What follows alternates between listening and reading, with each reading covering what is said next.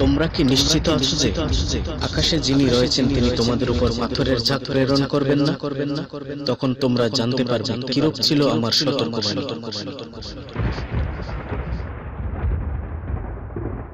যুগে যুগে মানুষের খোদাদ্রোহিতা, নাফরমানি, অবাধ্যতা, পাপাচারের মাত্রা সীমা ছাড়িয়ে গেছে। মহান রাব্বুল আলামিন মানুষকে সঠিক পথে জীবন অতিবাহিত করে পরকালের সফলতার জন্য বা পথভ্রষ্ট হওয়ার ফলে চরম সর্বনাশ থেকে বাঁচার জন্য যে জীবন বিধান দিয়েছেন, বর্তমান সময়ের প্রেক্ষাপটে যদি আমরা পুরো বিশ্বের মুসলিম উম্মার প্রতি বা আমরা নিজেদের দিকে তাকিয়ে দেখি, তাহলে কি দেখতে পাবো? আমরা কি যথাযথভাবে ইসলামের পথে, কোরআনের পথে, আল্লাহর পথে আছি? যদি থাকি তবে কতটুকু আছি? নিরপেক্ষ দৃষ্টি দিয়ে নিজের বিচার নিজেই করুন তো। নিজেদের অবস্থান কোথায়? আপনার বা আমার বিবেক ও চোখ একই সঙ্গে বলে দেবে আমরা জাহান্নামের খাদের কিনারে দাঁড়িয়ে, ব্যবধান শুধু পা ফসকে পড়ে যাওয়া। বর্তমানে কিয়ামতের সন্নিকটের সময় এসে আমরা এতই দুনিয়ামুখী হয়ে গেছি যে, ক্ষণিক সময়ের মায়ায় পড়ে এতই বেহুশ হয়ে গেছি যে আখিরাত এবং দুনিয়ার মধ্যে শুধু কয়েক সেকেন্ডের এবং একটি নিঃশ্বাসের ব্যবধান, একথা আমরা বেমালুম ভুলে গিয়েছি। যদিও বা আমরা যৎসামান্য ইবাদত করে থাকি, তবে তার বেশিরভাগই থাকে মেকি, লোক দেখানো এবং আনুষ্ঠানিকতা, অন্তর থেকে খুব একটা নয়। আমার এই কথা কিন্তু প্রকৃত ইমানদারদের জন্য প্রযোজ্য নয় বটে, তবে বেশিরভাগ লোকের ক্ষেত্রেই প্রযোজ্য। আমাদের সমাজ ছেয়ে গেছে অশ্লীলতা, অবাধ্যতা, গান বাজনা, সুদ ও ঘুষ ও নানান গর্হিত শরীয়ত বহির্ভূত কর্মকাণ্ডে। নারী পুরুষের অবাধ মেলামেশা, জেনা বেবিচার, দুর্বলের উপর সবলের অত্যাচার, ক্ষমতার দাপটে অশিক্ষিত মূর্খদের সমাজপতি হওয়া, শিক্ষিত সুশীলদের নিরুপায় হয়ে নিজেদের গুটিয়ে নেওয়া, ধনীরা আরো ধনী হওয়া এবং গরিবরা আরো গরিব ও নিঃস্ব হওয়া ইত্যাদি কিয়ামতের লক্ষণ। আরও আছে আলেমদের মধ্যে ফিতনা, নিজেদের স্বার্থে মিথ্যা বলা, মূর্খদের আনুগত্য করা ইত্যাদি। আর বিশেষ কিছু অসভ্য শ্লীলতার সহজলভ্যতা সুলভ হয়ে গেছে আকাশ সংস্কৃতি ও ইন্টারনেটের মাধ্যমে। তবে এর জন্য আকাশ সংস্কৃতি বা ইন্টারনেটকে দোষী বলা চলে না, দোষী মানুষ নিজেই। কিয়ামতের প্রধান আলামতগুলোর মধ্যে অন্যতম হল শেষ নবী ও পয়গম্বর হযরত মুহাম্মদ মুস্তাফা সাল্লাল্লাহু আলাইহি ওয়াসাল্লামের ইন্তেকাল। যেহেতু তারপরে আর কোনো নবী রাসূল আসবেন না, সুতরাং তার ওফাত কিয়ামতের পূর্ব লক্ষণগুলোর মধ্যেই অন্যতম। আল্লাহ সুবহানাহু ওয়া তাআলা মানুষের সাবধানতা অবলম্বনের জন্যই এই গজবের কথা স্মরণ করিয়ে দিয়েই বললেন, তোমরা কি নিশ্চিত আছো যে আকাশে যিনি রয়েছেন তিনি তোমাদের উপর পাথরের ঝাঁক প্রেরণ করবেন না? তখন তোমরা জানতে পারবে কিরূপ ছিল আমার সতর্কবাণী। মহান আল্লাহ তাআলার এই বাণী মানুষের জন্য এক ভয়ঙ্কর সাবধান বাণী, যদি মানুষ তা যথাযথভাবে উপলব্ধি করতে পারে। না, আল্লাহ তাআলা এই পৃথিবীতে স্থিত কোনো পাথরের কথা বলেননি, পৃথিবীর বাইরে থেকে পাথর প্রেরণের কথাই বলেছেন। তবে তিনি কি এই পৃথিবীর বাইরে পাথরের স্তূপ রেখেছেন? আর মানুষ কি তা খুঁজে পেয়েছে? মানুষ খুঁজে পাক বা না পাক, একজন ইমানদার মুসলমান মাত্রই চোখ বুজে মহান আল্লাহর বাণীকে বিশ্বাস করেন এবং এর নামই হলো ঈমান এবং এটি তাকওয়ারই অংশ। তবে মহান আল্লাহর ইচ্ছায় এবং বর্তমান বিজ্ঞানের মাধ্যমে মানুষ যখন ঊনবিংশ শতাব্দীর মাঝামাঝি এসে বিজ্ঞানের অভূতপূর্ব সাফল্যের মাধ্যমে আকাশের দরজা খুলতে সক্ষম হয় এবং পূর্বে আকাশকে পৃথিবী থেকে নিজেদের স্বল্প ক্ষমতা সম্পন্ন চোখের দৃষ্টি দিয়ে দেখে যে কল্পনার আলপনা এঁকেছিল মনে মনে, চাঁদের বুড়ির সুতা কাটার যে গল্প তৈরি হয়েছিল, সেই কল্পনা আলপনার মিশেল থেকে বেরিয়ে এসে আকাশের প্রকৃত অবস্থা পর্যবেক্ষণ করতে সক্ষম হয় এবং মহান সৃষ্টিকর্তার সৃষ্টিযজ্ঞ দেখে বিস্ময়ে বিমূঢ় হয়ে যায় জ্ঞানী সমাজের একাংশ। প্রিয় দর্শক, মহান আল্লাহর সৃষ্টিযজ্ঞের সংক্ষিপ্ত ধারণা পেতে এই ভিডিওটি দেখার পর আপনারা কে জানিয়েছে মহাবিশ্বের আদি সৃষ্টির রহস্য? কোরআন আগে নাকি বিজ্ঞান আগে? এই ভিডিওটি দেখে আসতে পারেন, যেটির লিংক আমি ডিসক্রিপশনে দিয়ে দিয়েছি। এবার ফিরে আসি মূল কথায়। মহান আল্লাহ যে পাথরের ঝাঁক প্রেরণের কথা বলেছেন, কোথায় সে পাথরের ঝাঁক? বর্তমান বিজ্ঞানের অভাবনীয় সাফল্যের পূর্বে মানুষ শুধু কোরআনের বৈজ্ঞানিক বিষয়বস্তুগুলোকে চোখে না দেখে শুধু অন্তর থেকে মনে প্রাণে বিশ্বাস করত। তবে মহান আল্লাহর ইচ্ছাই এবং বিজ্ঞানের সাফল্যমণ্ডিত অগ্রযাত্রার ফলে বিজ্ঞান বিশ্ব ও জ্ঞানী সমাজ অনেক কিছুই নিজেদের চর্মচক্ষুতে দেখে হতভম্ব হয়ে যাচ্ছে।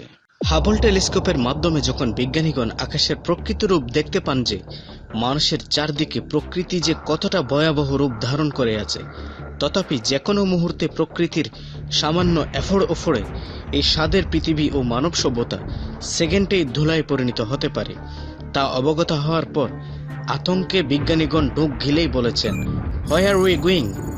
কি অবস্থা হবে এই পৃথিবীবাসীর? সাধারণ মানুষ তো ঘুমে এবং দুনিয়ার আরাম আয়েশে বিভোর। তবে কেন বিজ্ঞানীদের এই শঙ্কা? কি খুঁজে পেয়েছেন তারা?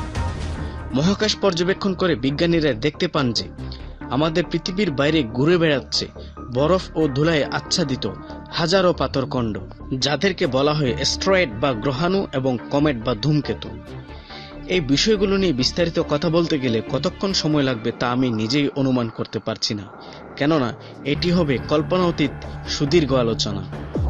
এই মুহূর্তে আমি আপনাদের পরিচয় করিয়ে দেব আমাদের পৃথিবী থেকে 30,90,00,000 কিলোমিটার দূরে অবস্থিত বাইরের এক সুবিশাল পাথর রাজ্যের। শুনে অবাক লাগবে যে এই পাথর রাজ্যে বিদ্যমান রয়েছে ধূলিকণার সমান পাথর থেকে শুরু করে প্রায় 1000 কিলোমিটারের কাছাকাছি আকারের ব্যাস সম্পন্ন পাথরখণ্ড। আমাদের প্রতিবেশী গ্রহ মঙ্গল ও বৃহস্পতির মাঝামাঝি বেষ্টনী আকারে এই বিশাল পাথর রাজ্যের নাম অ্যাস্টেরয়েড বেল্ট। এই অ্যাস্টেরয়েড বেল্টের বেস এতই বড় এবং বিস্তৃত যে এর ভিতরেই কিন্তু বুধ, শুক্র, আমাদের পৃথিবী ও মঙ্গল গ্রহ আবদ্ধ। এই বেল্টে আবদ্ধ সব পাথরগুলো ঝাঁক বেঁধে সৌরজগতের অন্যান্য গ্রহের মতোই সূর্যকে প্রদক্ষিণ করে চলেছে। সৃষ্টি লগ্ন থেকে তাদের এই অবিরাম পথচলা কবে শেষ হবে তা একমাত্র এগুলোর সৃষ্টিকর্তা মহান আল্লাহ তাআলাই জানেন। এখানে স্থিত পাথরের পরিমাণ, আকার হাবল টেলিস্কোপের মাধ্যমে বিজ্ঞানীগণ পর্যবেক্ষণ করার পর কপালে ভাঁজ ফেলে চিন্তা করছেন, যদি কোনো ক্রমে এখান থেকে কোনো পাথর তাদের কক্ষপথ থেকে বিচ্যুত হয় এবং তা যদি পৃথিবীর নিকটবর্তী চলে আসে, তবে সেটি পৃথিবীর অভিকর্ষ বলে আবদ্ধ হয়ে পৃথিবীর দিকেই ছুটে আসবে এবং কল্পনাতীত গতিতে পৃথিবীতে আছড়ে পড়বে। শুধুমাত্র 100 কিলোমিটার ব্যাস সম্পন্ন একটি পাথরখণ্ডই যথেষ্ট এই পৃথিবীকে চিরতরে ঘুম পাড়িয়ে দেওয়ার জন্য। আল্লাহু আকবার। উক্ত অ্যাস্টেরয়েড বেল্টের অগণিত পাথরখণ্ডের মধ্যে রয়েছে 4টি প্রায় গোলাকার মসৃণ বৃহৎ পাথরখণ্ড, যাদেরকে বলা হয় গ্রহাণু। অ্যাস্টেরয়েড বেল্টের এই 4 গ্রহাণুর নাম সেরেস, ভেস্তা, প্যালেস ও হাইজিয়া। সেরেসকে বলা হয় বামন গ্রহ। এই সেরেসের বেস 950 কিলোমিটার। অপরদিকে ভেস্তা, প্যালেস ও হাইজিয়ার গড় বেস হচ্ছে 600 কিলোমিটার। বাকি সদস্যগুলো ক্রমশ আরো ক্ষুদ্র থেকে ক্ষুদ্রতর, এমনকি ধূলিকণা সদৃশ্য পর্যন্ত হয়ে থাকে।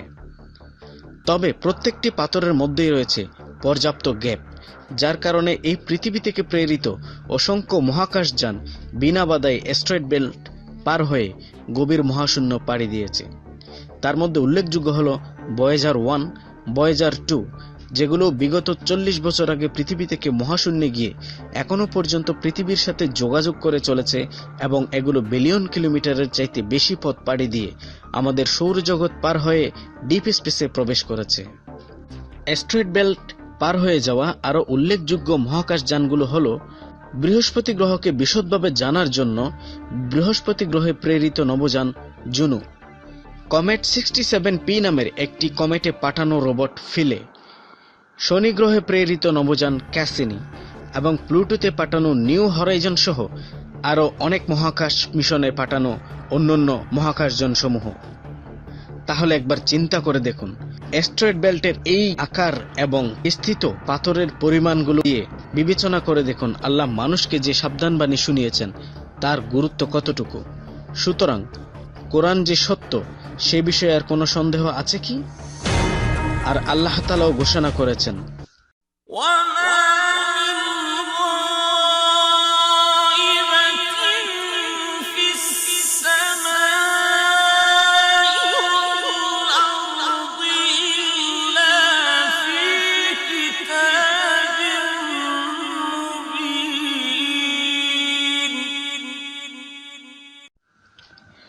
আকাশ ও পৃথিবীতে এমন কোন রহস্য নেই যা সুস্পষ্ট কিতাবে লিপিবদ্ধ নেই। 1991 সালে স্পেস প্রোব গ্যালিলিও জেসপার নামক পাথরখণ্ড, যা 20 কিলোমিটার ব্যাস সম্পন্ন, ওর নিকট থেকে ছবি তুলে পৃথিবীতে পাঠাতে সক্ষম হয়। বর্তমান সর্বশেষ পর্যবেক্ষণে বিজ্ঞান আমাদের জানাচ্ছে যে আমাদের পৃথিবীর নিকটবর্তী মহাশূন্যে বিক্ষিপ্তভাবে ভাসমান অবস্থায় 5000-এরও অধিক পাথরখণ্ড বা অ্যাস্ট্রয়েড প্রতিনিয়ত পৃথিবীর চতুর্দিকে পরিভ্রমণে রত আছে। এদের যেকোনো একটি বা একাধিক যেকোনো সময় পৃথিবীর মাধ্যাকর্ষণের আওতায় চলে আসতে পারে এবং অপ্রত্যাশিতভাবে পৃথিবীর বুকে আছড়ে পড়ে পুরো সভ্যতাকে মুহূর্তেই চিরতরে বিলীন করে দিতে পারে।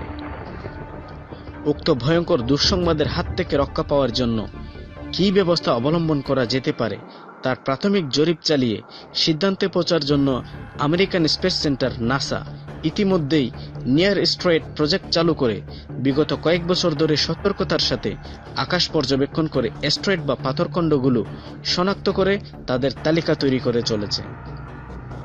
প্রিয় দর্শক, ভয়ানক দুঃসংবাদের কিন্তু এখানেই শেষ নয়। পাথর রাজ্যের খবর কিন্তু এখানেই শেষ নয়। পরের পর্বে আমরা অ্যাস্ট্রয়েড বেল্টের চাইতে ভয়ঙ্কর ও বিশাল আকারের কাইপার বেল্ট নামক আরেক পাথর রাজ্যের সন্ধানে যাব। আশা করি আপনারাও আমার সঙ্গে থাকবেন।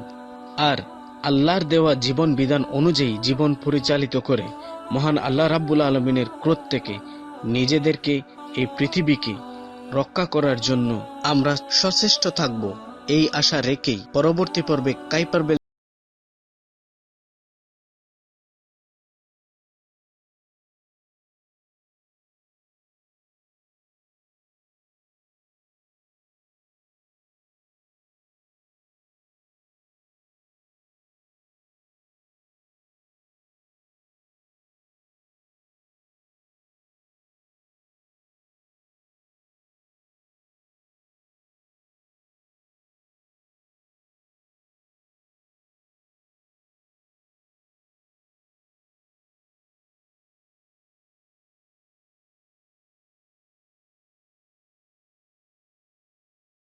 কিংবা আকাশে, এবং আল্লাহ ছাড়া তোমাদের কোনো অভিভাবক নেই, সাহায্যকারীও নেই।